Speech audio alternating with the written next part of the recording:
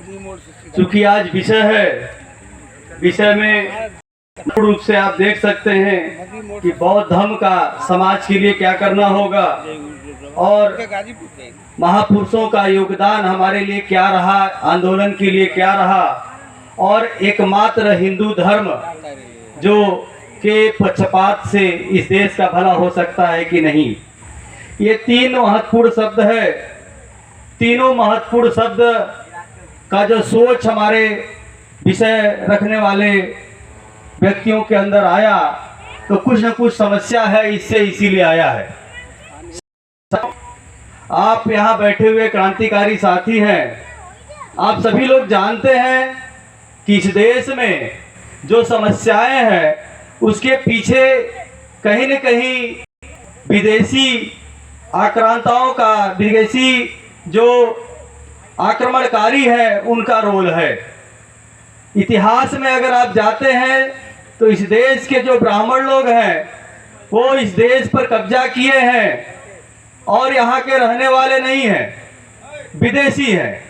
और कब्जा ही नहीं, हमारे लोगों को आपस में लड़ाने का भी काम करते हैं। साथियों, साल 2 साल मित्रता, आप ट्रेन में कभी यात्रा करिए तो ट्रेन में जब जाएंगे, सीट पर जाएंगे तो बगल वाले से आपका थोड़ा अनबन होगा, लेकिन 10 मिनट, 20 मिनट, आधी घंटा, 1 घंटा, या हो सकता आप 24 घंटा की यात्रा कर रहे हैं तो 12 घंटे बाद नॉर्मलता आ जाती है। लेकिन ये ब्राह्मण जो इतने क्रूर हैं कि लगभग 1000 साल से अभी तक इनके अंदर नॉर्मलता नहीं आई हुई है। इसलिए साथियों, हमारे जितने महापुरुष हुए हैं, महापुरुष हम उन्हीं को कहते हैं जो इस देश के मूल निवासियों को उठाने का काम किया है। बाकी बहुत सारे हमारे समाज से लोग पैदा हुए और मर गए, कोई नहीं जानता। जो इस समाज के, इस बहुजन समाज को उठाने का काम करता है, उन्हीं को हम महापुरुष कहते हैं। साथियों, आप जानते होंगे सम्राट अशोक को सम्राट अशोक की उपाधि जब तलवार चलाने का काम किया और अथक और सफल तलवारबाजी में पूरे विश्व को जीतने का काम किया, तो उस समय वही एक विचार था तलवार, जिसके आधार पर उनको जानकारी था कि नहीं, इसी के आधार पर पूरा विश्व जीता जा सकता है।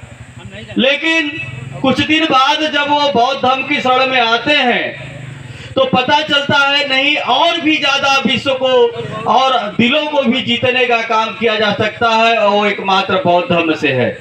तो उन्होंने तलवार छोड़ा और पूरे विश्व में बौद्ध धर्म का प्रचार प्रसार किया।